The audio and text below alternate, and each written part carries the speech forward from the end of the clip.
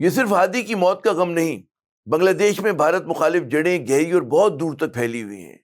بنگلہ دیش میں عرصے سے یہ ایک عمومی خیال ہے کہ بھارت دوست نہیں بلکہ مداخلت کار ہے، جو بنگلہ دیش کی مسلم شناخت کو کمزور کرنے اور مٹانے کے لیے سرگرم عمل ہے۔ بھارت کی نظریاتی غلبے کے خلاف مزاحمت آج کی بات نہیں، بلکہ اس کی شروعات تو بنگلہ دیش بننے کے فوراً بعد شروع ہو گئی تھی، جس کا ایک اظہار جو ہے شیخ مجیب کے قتل اور فوجی انقلاب کی صورت میں رونما ہوا۔ یعنی کہ وہ بھارت جو دو قومی نظریے یعنی کہ مسلم شناخت پر ریاست کے قیام کو خلیج بنگال میں ڈبونے کی بات کر رہا تھا، وہیں بنگلہ دیش میں ہم دیکھتے ہیں کہ اپنی مسلم شناخت کے اصرار پر زور ہے۔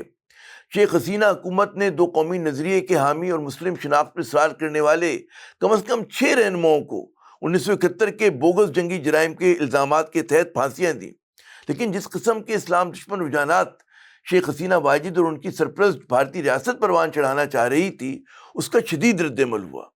بنگلہ دیش کے مسلمانوں کے لیے بنگالی شناخت کے ساتھ ساتھ مسلم شناخت بھی اتنی ہی اہم تھی۔ اگر ایسا نہ ہوتا تو مشرقی بنگال یعنی آج کا بنگلہ دیش کو بھارت کے زیر نگیں مغربی بنگال میں 1971 میں شامل ہو جانا چاہیے تھا، لیکن کیا ایسا ہوا؟ نہیں۔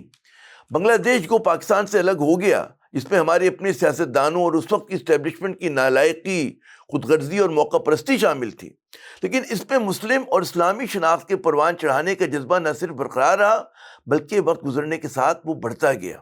بنگلہ دیش کے قیام کے روز اول سے عوامی لیگ بھارت کی بغل بچہ اور کٹ پتلی بنی ہوئی تھی۔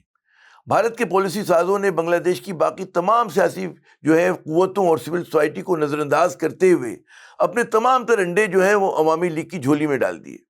نتیجتاً عوامی لیگ کے غیر مقبول ہونے کا اثر بھارت پر پڑا اور بھارت کے خلاف غم و غصہ عوامی لیگ کے حصے میں آیا۔ ان دونوں کو بنگلہ دیش کے عوام ایک نظر سے دیکھنے لگے، یعنی کہ ایک ہی سکے کے دو رخ، اور یہی بھارت کی سفارتکاری کی کوتا بینی اور غلطی ثابت ہوئی۔